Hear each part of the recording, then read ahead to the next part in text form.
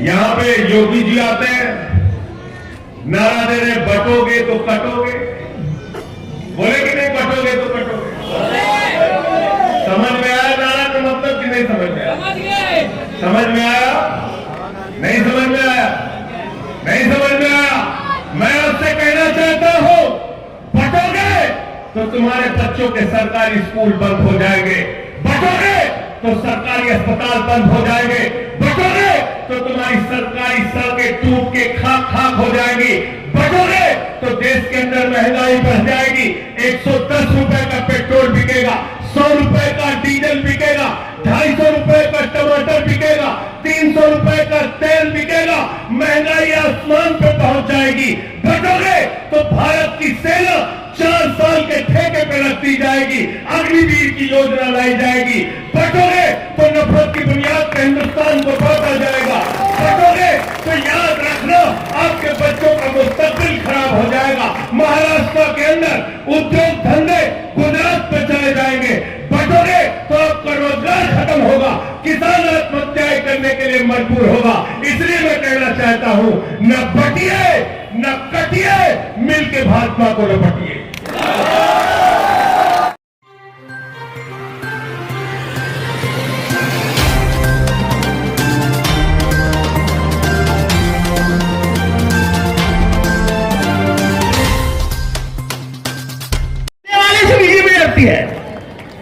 लड़ने वाले से बीजेपी डरती है और इसलिए बार बार ये घड़ियाल वाली कहते हैं हमसे कि बीजेपी का नाम क्यों लेते हो। आज बीजेपी का नाम क्यों ले रहा हूं? तो आज दोपहर को किरण रिजिजू, आपको तो मालूम है, केंद्रीय मंत्री है गृह होम डिपार्टमेंट के, बराबर है ना, उन्होंने आज मुंबई में आके कहा कि हम इस लोकसभा के शीत अधिवेशन में किसी भी हालात में हम वक्फ की जमीन सरकार के नाम कर देंगे, हम कानून पास कर देंगे। अब एक तरफ देश में लड़ाई शुरू है कि वक्फ का कानून पास नहीं होना चाहिए और दूसरी तरफ, और ये मेंबर है, अभी जेपीसी का रिपोर्ट नहीं गया और केंद्रीय मंत्री आके कहते हैं संजय जी कि कानून पास चाहिए। उनके बाप का है क्या ये जमीन? मुसलमानों ने मुसलमानों के नाम पे कर दी, इस्लाम के नाम पे कर दी, खुदा को बोल दी। ये खुदा की जमीन है, इसको लेने वाले मोदी साहब तुम कौन होते हो? ये हमारी जमीन है, हमारे मदरसे के लिए, हमारे मस्जिदों के लिए, हमारे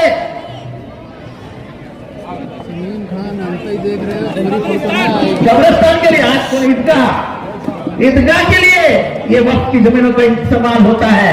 और इसलिए मुसलमान इस्लाम को मानने वाले जो छाती निकाल के अपनी जमीनों का इस्तेमाल करते हैं, वो घुटने पे आ जाए और रेंगते हुए गवर्नमेंट के पास जाए, हमें जमीन दो। मुसलमान ये नहीं करेगा, मुसलमानों के हक की जमीन है, हम लड़ेंगे लेकिन जमीनें नहीं देंगे। इतनी ही बात कहता हूं क्योंकि संजय जी को बात करना है। एक बात इतना ही कह के जाता हूं, महाराष्ट्र के इतिहास में कभी नबी पे ऊपर भला बुरा नहीं कहा है और ये भी मुख्यमंत्री के सामने। बटेंगे और बटेंगे तो कटेंगे, महाराष्ट्र में आके कह रहे हैं। ये जो नफरत वाली सरकार है उसको भगाना है और इसलिए एक नवीन व्यवस्था लाने के लिए, नया सत्ता परिवर्तन के लिए आप इंडिया अलायंस और महाविकास आघाड़ी के उम्मीदवारों को जिताइए। मैं आपकी खिदमत पिछले 15 साल से कर रहा हूं और एक मौका खिदमत करने का मुझे दे दीजिए। इतना ही कहता हूं। संजय जी को सुनिए, एक देश के एक वरिष्ठ वक्ता है। आप तुतारी का बटन दबा के, मेरी निशानी क्या है? एक नंबर। जरा जोर से बोलिए, मेरी निशानी क्या है? और मेरा बटन का नंबर क्या है? एक नंबर। तो एक नंबर का बटन दबा के मुझे कामयाब बनाइए। खुदा हाफिज। मैं संजय जी बात करें।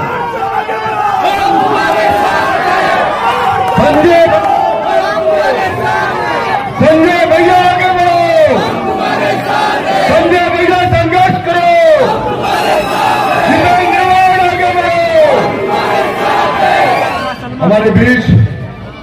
संजय सिंह जी तशरीफ ला चुके हैं।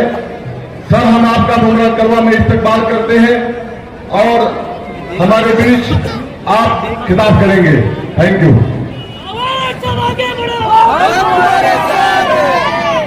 शमीम भाई आगे बढ़ो, हम तुम्हारे साथ हैं, भाई आगे बढ़ो, हम तुम्हारे साथ हैं।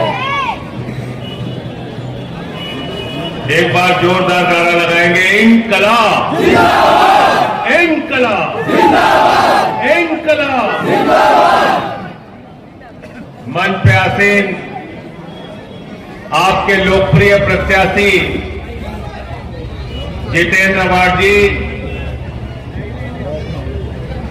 आम आदमी पार्टी मुंबई के अध्यक्ष प्रीति शर्मा जी, शमीम भाई और इस मुमरा की धरती के बहादुर लोगों, माताओं और बहनों, नौजवान दोस्तों, सानू भाई,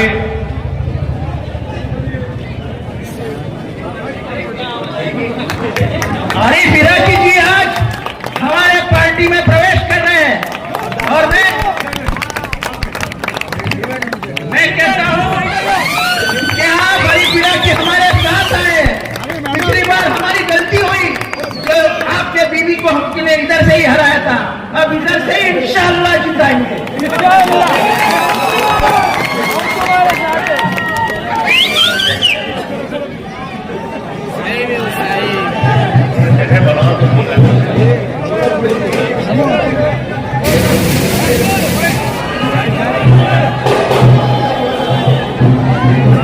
आज इतनी बड़ी तादाद में आप सबको देख के ये यकीन हो गया है, भरोसा हो गया है कि जितेंद्र अवार्ड जी पिछली बार 78,000 वोट से जीते थे, इस बार 1 लाख वोट से जीतने जा रहे हैं। तैयार हो सब लोग? हाथ उठा के बताओ पीछे तक। और मैं दिल्ली से चल के आपके बीच में आया हूं।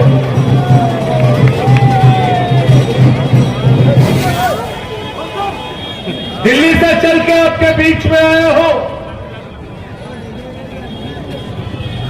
और इसलिए आया हूं कि पूरे हिंदुस्तान में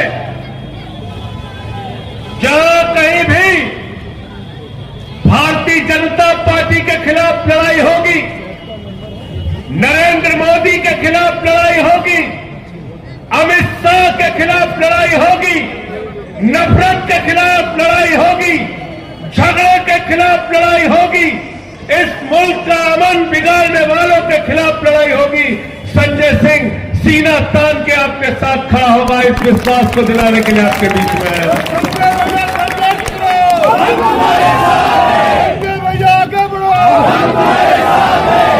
मुझे बहुत ताज्जुब है कि देश का कानून मंत्री आज आके कह रहा है सदन के सत्र के शीतकालीन सत्र में वक्फ का कानून पास कर देंगे। मैं जेपीसी का मेंबर हूं, अपोजिशन की तमाम पार्टियां उसमें मेंबर हैं। अरे अभी तो बिल के ऊपर मिनिस्ट्री की जो रिपोर्ट है उस पर चर्चा शुरू नहीं हुई। 800 पन्ने की रिपोर्ट में सिर्फ 100 पन्ने पे चर्चा हुई। अभी हमारी सरकार के प्रतिनिधि नहीं आए, बहुत सारे लोगों ने अपनी बात अभी कही नहीं। और देश का कानून मंत्री अगर ऐसी बात कह रहा है तो देश के संविधान के साथ कानून मंत्री गद्दारी कर रहा है, लोकतंत्र के साथ गद्दारी कर रहा है, उसको कहने का हक नहीं। जेपीसी पार्लियामेंट ने बनाई है और पार्लियामेंट की रिपोर्ट के बगैर कोई भी कानून पास नहीं हो सकता। अभी जेपीसी की रिपोर्ट बनी नहीं है, उसके पहले अगर कानून पास करने की कोशिश करेंगे तो उसका पुरजोर विरोध करने का काम हम लोग करेंगे। अभी टूर हो रहा था, उसका बहिष्कार किया।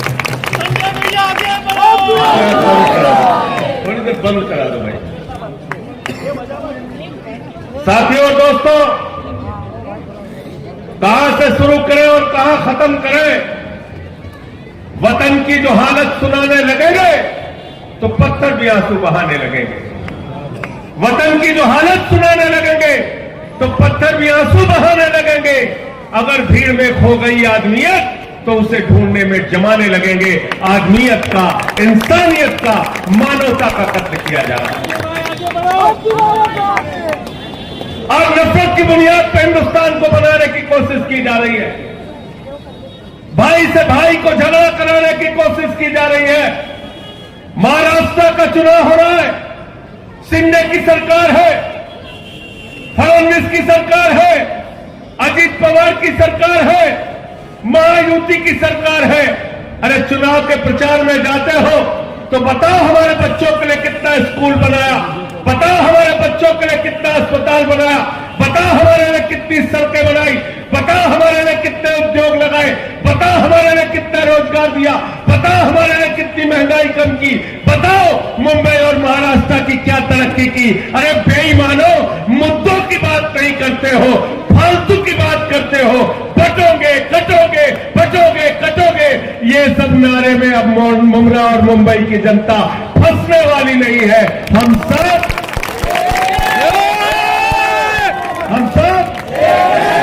हिंदू मुस्लिम सिख ईसाई, हिंदू मुस्लिम सिख ईसाई, ये हिंदुस्तान 144 करोड़ लोगों का है। भारत का प्रधानमंत्री भाषण देता है यहां महाराष्ट्र में आके, कहता है एक रहोगे तो सेफ रहोगे।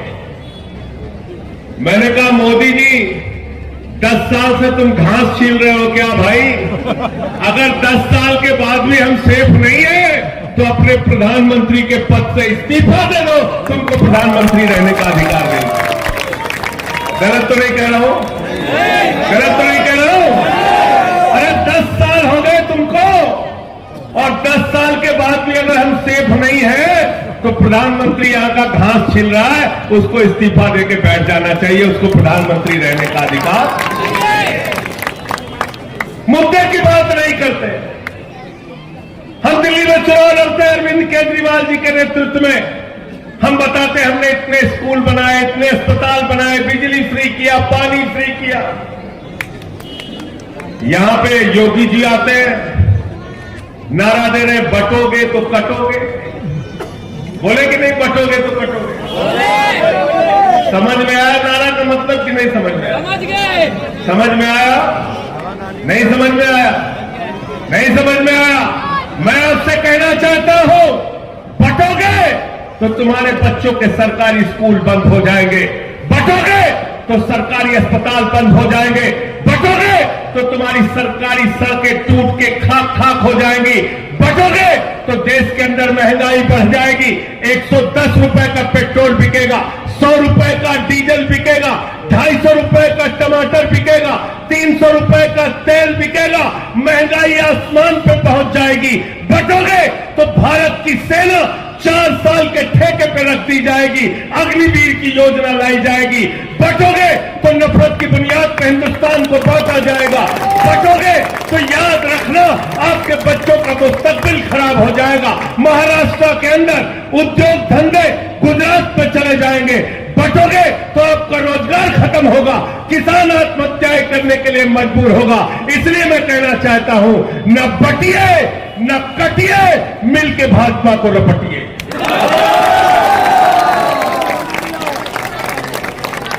गलत तो नहीं कह रहा हूं? न बटिए न कटिए, मिलके भाजपा को पीछे तक बोलो। न बटिए न कटिए, मिलके भाजपा को, मिलके भाजपा को रपटिए। रपटना का मतलब समझे थे कि नहीं समझे? सुल्तानपुर वाले हैं कि नहीं है? सुल्तानपुर, प्रतापगढ़, बस्ती वाले हैं, आए ना समझे रहे? रपटे का मतलब जाना था ना सब जने। गलत मनई आवे तो पकड़ के सब जने रपट ले आओ। रपटेगा कि नहीं रपटेगा? तो न बटिए न कटिए और मिलके भाजपा को। और दूसरा मैं क्या कहता हूं भारतीय जनता पार्टी को, भारतीय जनता पार्टी को मैं कहता हूं भारतीय जेब कतरा पार्टी। भारतीय जेब कतरा पार्टी, जेब काटने वालों की पार्टी। महंगाई देश के अंदर बढ़ाया, नोटबंदी लगा के आपकी जिंदगी को बर्बाद किया। आप लाइनों में खड़े रहे, 100 से ज्यादा लोग मर गए।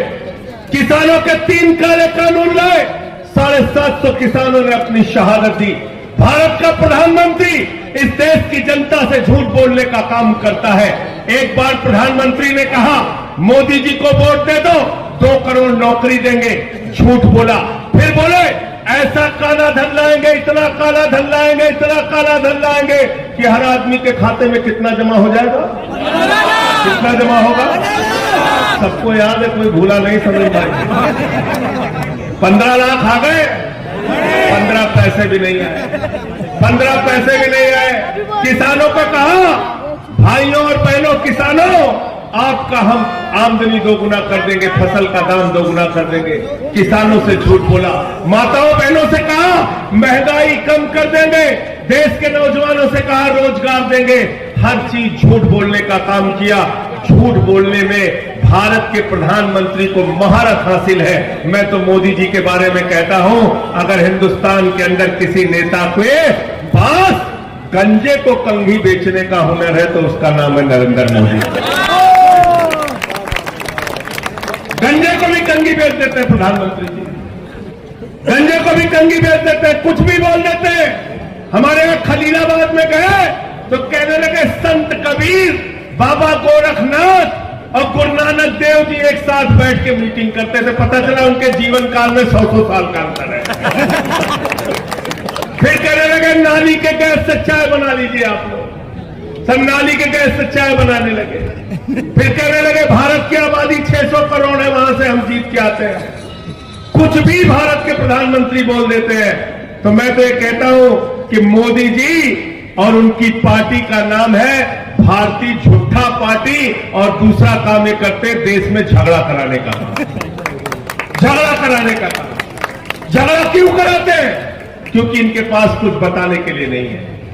ये नहीं बता सकते हिंदुस्तान ने कितना रोजगार दिया, नहीं बता सकते किसानों के लिए क्या किया, नौजवानों के लिए क्या किया। आज महाराष्ट्र के अंदर सबसे ज्यादा नौजवान आत्महत्या कर रहा है, किसान आत्महत्या कर रहा है। आज माहौल खराब करने का काम इस चुनाव के अंदर किया जा रहा है, नफरत की बातें इस चुनाव के अंदर किया जा रहा है। और देश के प्रधानमंत्री नफरत की भाषा बोलते हैं।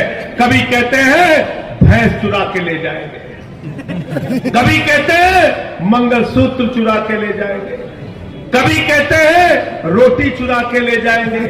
अभी हद कर दी, प्रधानमंत्री ने कहने लगे बेटी चुरा के ले जाएंगे। मैं पूछना चाहता हूं नरेंद्र मोदी जी, अगर आप इतने कायर प्रधानमंत्री हो कि आपके रहते हुए बेटी चुरा के ले जाएंगे, तो प्रधानमंत्री के पद से इस्तीफा दे दो, तुमको प्रधानमंत्री के पद पे रहने का अधिकार नहीं। ऐसी गंदी भाषा भारत के प्रधानमंत्री बोलते हैं, ऐसी भाषा भारत के प्रधानमंत्री बोलते हैं। हिंदुस्तान के मुसलमानों के खिलाफ आप लोगों को भड़काते हैं, और दुबई में जाते हैं तो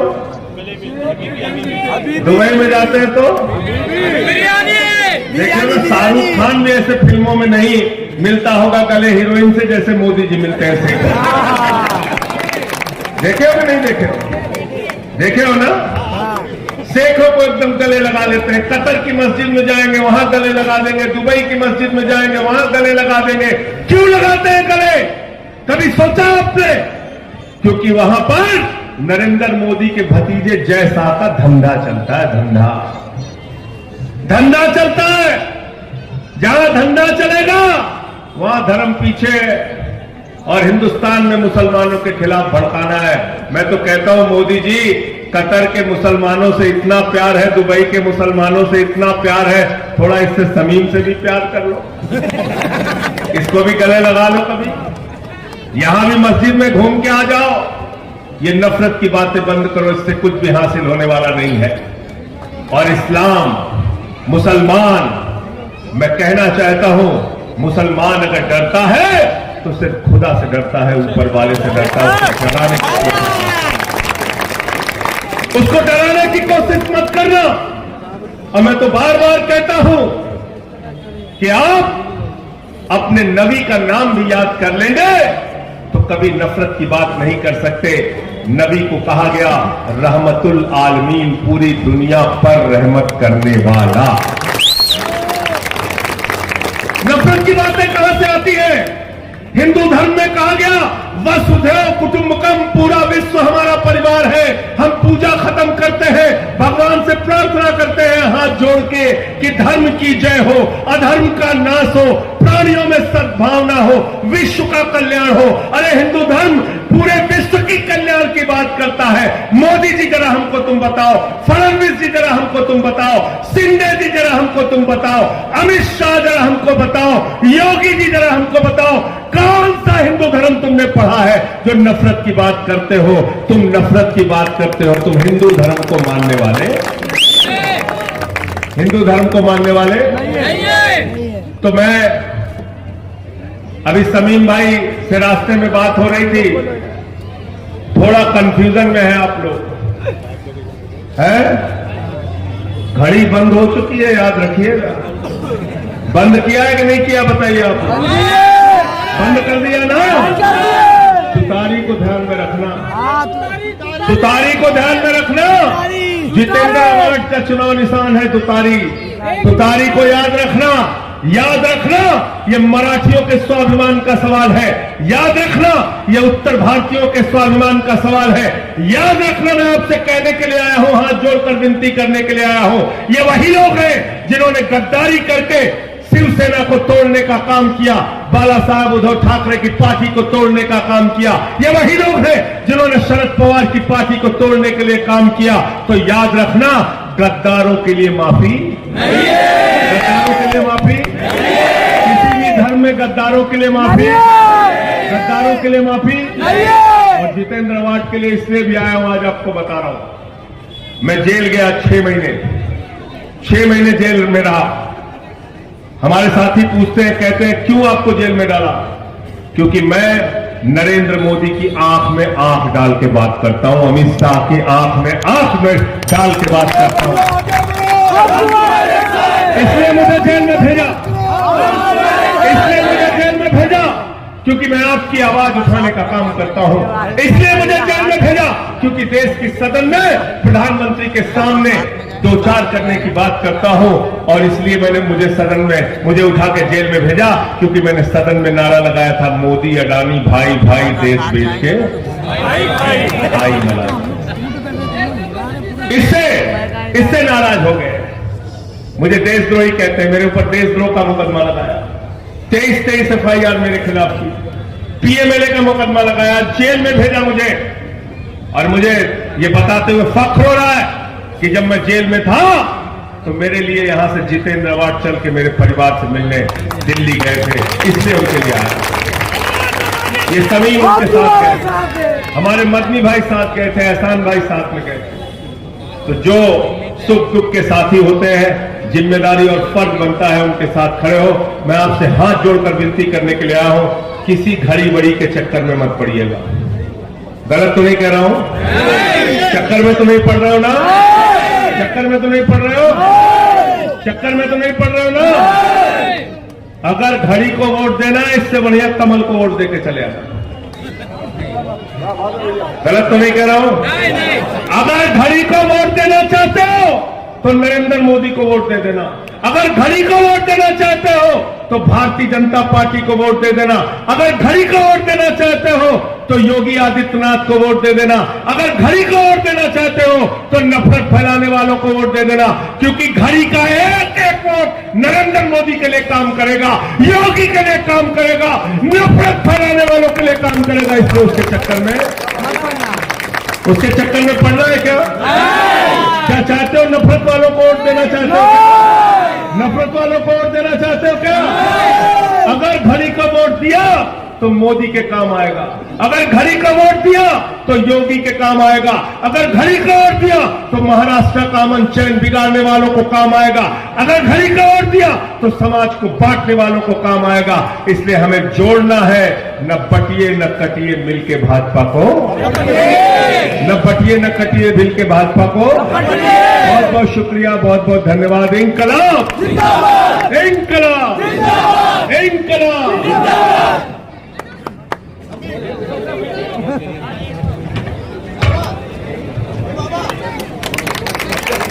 इंकलाब, इंकलाब, इंकलाब।